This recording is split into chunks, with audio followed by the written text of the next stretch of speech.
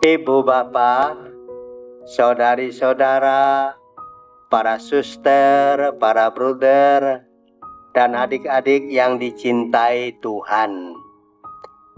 Semoga Tuhan menganugerahkan damai sejahtera kepada kita sekalian. Kita mengenal istilah kalibrasi. Kalibrasi bukan kali asin ya. Kalibrasi adalah proses memeriksa dan menyesuaikan kembali ketepatan suatu timbangan. Karena timbangan itu bisa berubah, entah karena usang, entah karena terbanting. Tetapi memang kadang-kadang ada orang yang nakal. Kita belanja beli 1 kilo gula misalnya, sampai ke rumah kita timbang ulang hanya 8 on. Timbangannya itu korupsi, 2 ons. Dalam bacaan pertama tadi dari kitab Amos, kita mendengar rangkaian kecurangan. Para pedagang tidak sabar menunggu waktu yang diizinkan oleh kitab Imamat untuk berdagang, seperti bulan baru dan hari Sabat. Harus libur dari semua aktivitas termasuk berdagang. Tetapi rupanya ada pedagang-pedagang yang memang darah dagangnya luar biasa panas, tidak sabar menunggu saat itu, dan sementara itu ia merancang hal-hal yang akan dilakukannya. Ia berencana untuk memperkecil takaran, lalu menaikkan harga. Mungkin karena pedagang di situ sedikit ya, sehingga gampang mempermainkan harga. Tapi kalau pedagang sudah banyak agak sulit, karena orang bisa tanya informasi ke pedagang kiri kanan. Tetapi juga rupanya sudah terjadi pada waktu itu ada mengoplos tepung terigu yang sebenarnya sudah tidak layak dijual karena kadaluarsa dan sudah berubah warna atau apek atau ada kutu. Tetapi diupayakan agar dicampur dengan tepung yang bagus, mungkin dengan perbandingan 75-25, yang penting tepung terigu yang rusak itu tetap bisa dijual dengan harga yang bagus. Lalu sejumlah pedagang itu rupanya mengelirik, mengintai kelompok pembeli yang mudah diperdaya. Disebutkan di sini, kita akan membeli orang papa karena uang, dan membeli orang miskin karena sepasang kasut. Umat beriman yang dikasihi Tuhan Yesus Kristus, terhadap kecurangan demi kecurangan ini, Tuhan bersuara dengan keras, "Aku tidak akan melupakan untuk seterusnya segala perbuatan mereka." Memang tidak jelas konsekuensi dari kata ini, dari ancaman ini, tetapi dari seluruh rangkaian perjanjian lama kita dapat membaca, mengamati, menarik kesimpulan bahwa perbuatan curang memang mendatangkan celaka bagi si pelakunya. Rasul Paulus memberitahukan mendorong dan menyemangati Timotius untuk tetap bersemangat berdoa, menyampaikan, memanjatkan permohonan, doa syafaat, dan jangan kalah porsinya mengucap syukur kepada Allah bagi semua orang. Persamaan antara doa permohonan dan doa syafaat adalah sama-sama meminta sesuatu kepada Allah.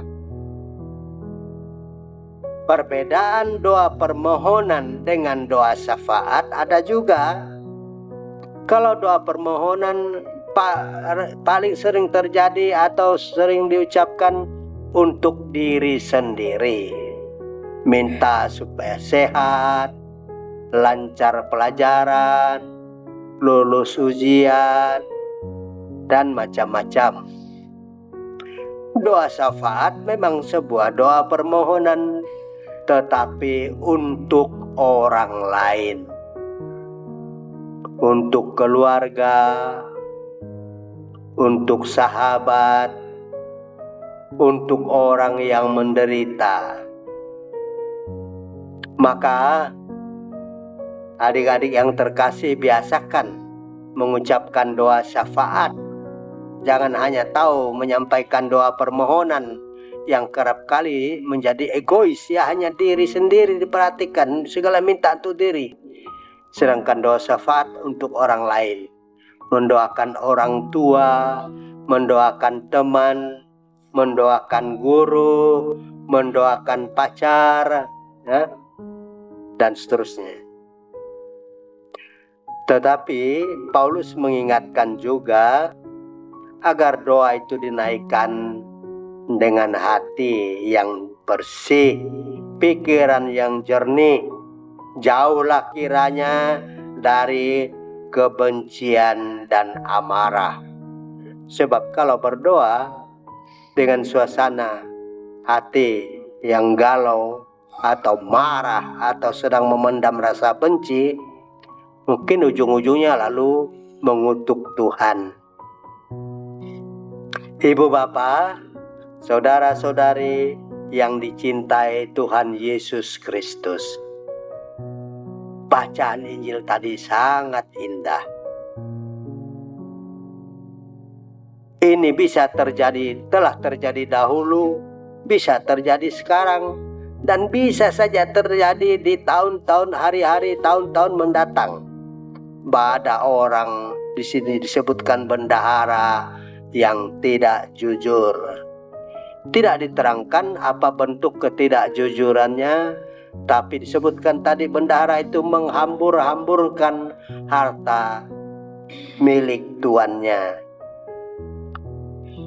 Nah, ketika tuannya memecat bendahara itu, bukannya ia lalu berubah, bertobat, mohon ampun, minta kesempatan sekali lagi untuk membuktikan dia bisa berlaku baik dan jujur, malah merancang dan melakukan kejahatan yang lain yang baru lagi, dengan memanggil para orang yang berutang pada tuannya dan menyelidiki berapa hutangnya, kemudian menyodorkan kwitansi baru atau surat utang baru, ya. Dari 100 pikul gandum, ya, menjadi 80, ya. Dia korting 20 pikul. Dari 100 tempayan minyak, dia berkata, buatlah, ya, surat utang yang baru hanya 50 tempayan, dengan target lain, bukan lagi perhatian bagaimana minta bantuan, minta pengampunan dan hidup baru dari Tuhan, tetapi ia mencari tuan kong kali kong yang baru, supaya kalau dipecat, benar-benar dipecat, ada orang yang menampungnya untuk sementara waktu, dan bahkan bisa juga dalam jangka waktu yang tak terkirakan. Karena katanya mencangkul, aku tak sanggup lagi, tak biasa bekerja keras. Sudah tidak pernah lagi, dah berlama tidak pernah ya ditimpa sinar matahari dan kena angin serta hujan. Ndaklah mengemis, aduh alamak, malunya minta ampun ya. Maka ia merancang kejahatan dan mengambil keputusan yang lebih buruk lagi bagi dirinya. Ia tidak pernah berubah, tidak memanfaatkan kesempatan teguran keras SP1 ya, surat peringatan pertama, untuk mengubah hidup, untuk mengambil haluan baru.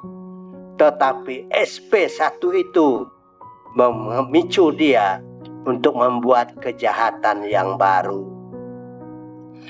Umat beriman yang dikasihi Tuhan Yesus Kristus, kejujuran adalah hadiah yang paling mahal, yang paling mulia, yang dapat diberikan oleh setiap orang tua kepada anak-anaknya. Kejujuran adalah modal hidup yang mahal yang dapat diwariskan oleh para pendidik kepada anak-anak didiknya.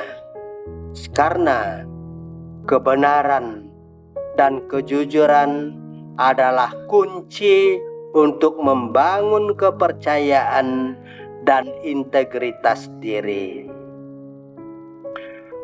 Kejujuran dalam kehidupan sehari-hari, baik dalam hubungan pribadi maupun profesi, akan membuat ia mendapat tempat yang terhormat dan juga kemudahan-kemudahan serta berkat yang lebih besar dari Allah.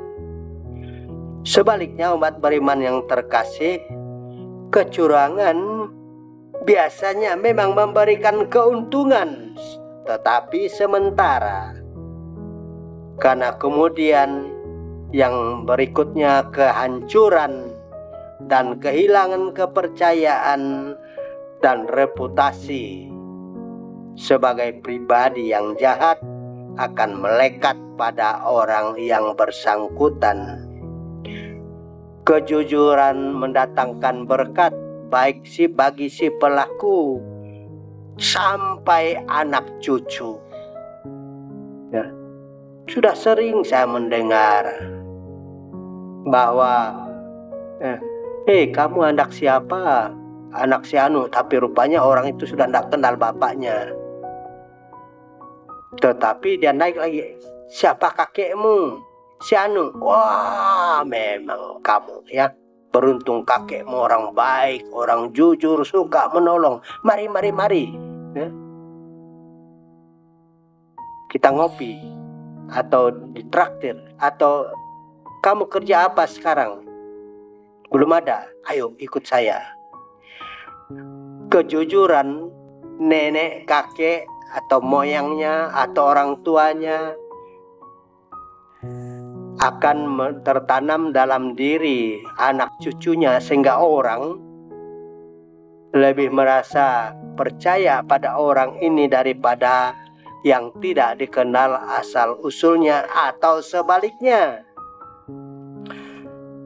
Kecurangan dapat memberikan keuntungan singkat, tetapi pada akhirnya merusak dirinya sendiri serta anak cucunya. Mendengar nama si anu, orang sudah minggir. Hah, cucu si anu ya? Jangan main-main dengan dia, jangan berkawan dengan dia. Kakeknya, ayahnya jahat. Jadi kecurangan mendatangkan hukuman baik bagi diri pelaku, tetapi juga secara tak langsung bagi anak cucunya.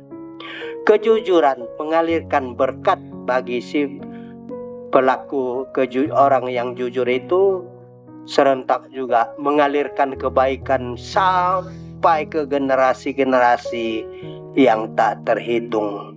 menyusulnya. Ibu bapak, saudari-saudara, semoga Tuhan menganugerahkan damai dan segala kebaikannya kepada kita.